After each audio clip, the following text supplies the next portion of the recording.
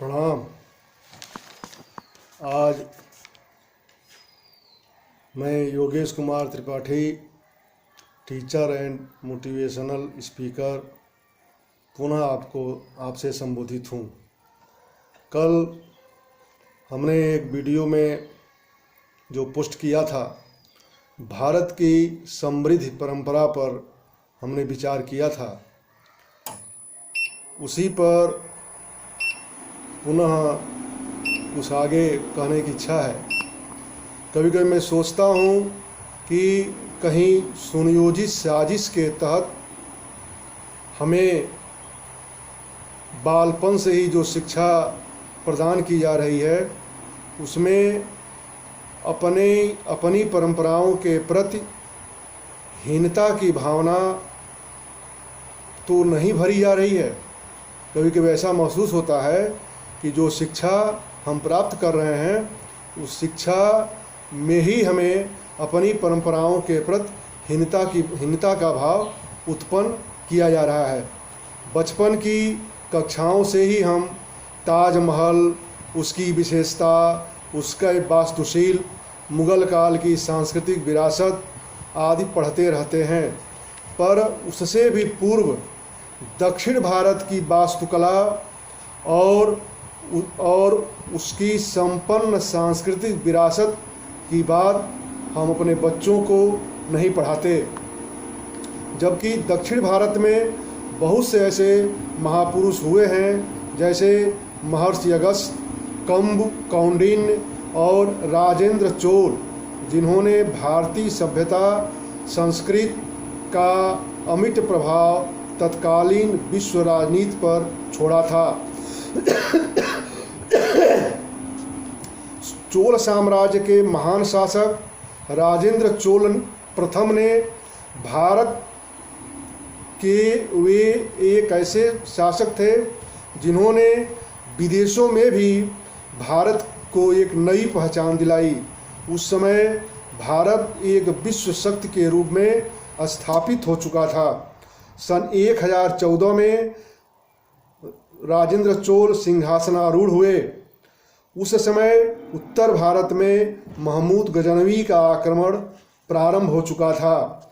इस आक्रमण को देखते हुए राजेंद्र चोल ने सैनिक दृष्टि से दक्षिणी पथ को काफ़ी मजबूत बनाया और एक विशाल साम्राज्य की स्थापना की। वे ऐसे प्रथम भारतीय शासक थे जिन्होंने सिंघल द्वीप, आधुनिक श्रीलंका को भी जीत लिया था, तथा उनकी नौसेना अर्थात जल सेना उस समय के तीनों सागरों, जिसे हिंद महासागर, सिंधु और गंगा सागर, जिसे वर्तमान समय में हिंद महासागर, अरब की खाड़ी और बंगाल की खाड़ी कहा जाता है, उनकी जल सेना इन तीनों महासागरों में स्वच्छंद रूप से विचरण किया करती थी। इस चोल राजा ने तत्कालीन यवद्वीप यानी जावा, लवद्वीप यानी लाओस, चंपा वर्तमान वियतनाम, कम्बुज वर्तमान कंबोडिया तक होने वाले विदेशी व्यापार की सुरक्षा अपनी नौसेना के द्वारा सुनिश्चित की थी, तथा कभी कभी श्री राजेंद्र चोल स्वयं भी अपनी नौसेना के द्वारा अपने लड़ाकू जहाज़ों पर सवार होकर विदेश महासागरों के द्वारा विदेश यात्रा पर निकल जाते थे। विशेष बात यह थी कि उनके इस अभियान का उद्देश्य न केवल व्यापार में वृद्धि करना था, बल्कि इस व्यापार में वृद्धि के साथ ही साथ वैदिक धर्म का भी विश्व में प्रचार प्रसार करना था। परंतु हमें खेद है कि ऐसे महान शासक के बारे में इतिहास में व्यापक अध्ययन करने को नहीं मिलता है। पता नहीं किस कारण से दो विदेशी आक्रांताओं को महान की उपाधि से विभूषित करके उनकी प्रेत छाया हम ढो रहे हैं। एक सिकंदर महान और दूसरा आप स्वयं समझ जाएंगे, नाम लेना वर्तमान समय में उचित नहीं प्रतीत हो रहा है।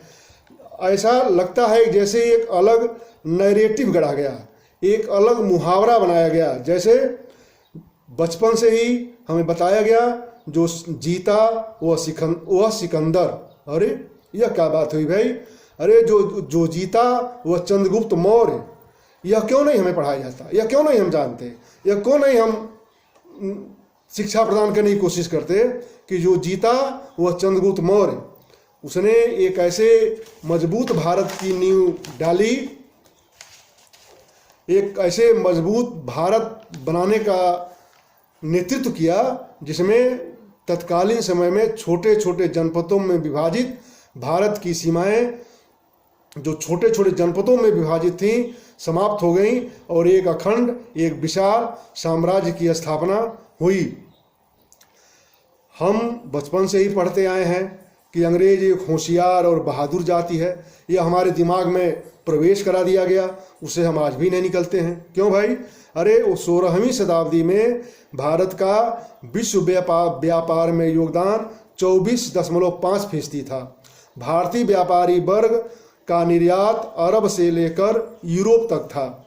और जब भारत में ब्रिटिश शासन स्थापित हो गया तो 1870 तक आते आते यह विश्व व्यापार में भारत की भागीदारी 12.2% रह गई और आज उसी की प्रेत छाया है कि यह 3.2% ही रह गई है।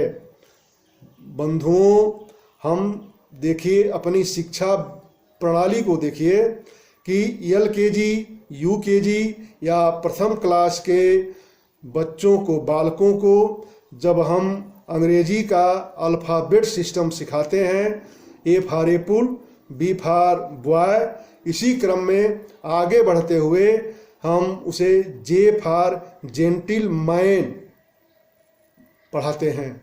और जेंटिलमैन के रूप में उस किताब में जो फोटो छपा हुआ है उस पर आप ध्यान दीजिए। वह फोटो कोट सूट पहने हुए, टाई लगाए हुए और हैट लगाए हुए एक व्यक्ति का होता है। अब इसकी गंभीरता को आप ध्यान दीजिए। वह बालक, छोटा बालक, जिसके मन में जो G फॉर जेंटिलमैन पढ़ रहा है उसके मन में जेंटिलमैन की क्या छवि उत्पन्न होगी, उसके बाल मन में जेंटिलमैन की छवि क्या होगी कि जो व्यक्ति सूट पहनता हो, टाई लगाता हो, हैट लगाता हो, वही व्यक्ति जेंटिलमैन होगा, सभ्य व्यक्ति होगा। लेकिन ग्रामीण भारत में रहने वाला वह बालक जब सुबह अपने बाबा को, अपने पिताजी को धोती पहन के या पैजामा पहन के कुदाल और अन्य सामग्री लेकर के, हल लेकर के खेत में काम करते हुए जाते हुए देखेगा तो वह इनको किस रूप में अपने मन में अवधारणा बनाएगा। जेंटिलमैन की छब तो उसके मन में कुछ और है, तो इनके बारे में वो क्या छब बनाएगा? तो यही तो हमारी शिक्षा व्यवस्था है। अब इसको गंभीरता से विचार करने की आवश्यकता है। और आज हम अब यहीं अपनी बात को समाप्त करेंगे। एक बार पुनः निवेदन है कि आप जो प्रेम और जो आशीर्वाद हमको दे रहे हैं ऐसे ही देते रहिए। इस चैनल को जिन्होंने सब्सक्राइब नहीं किया है सब्सक्राइब कर दें, लाइक कर दें, बेल आइकन बटन दबा दें। धन्यवाद, प्रणाम।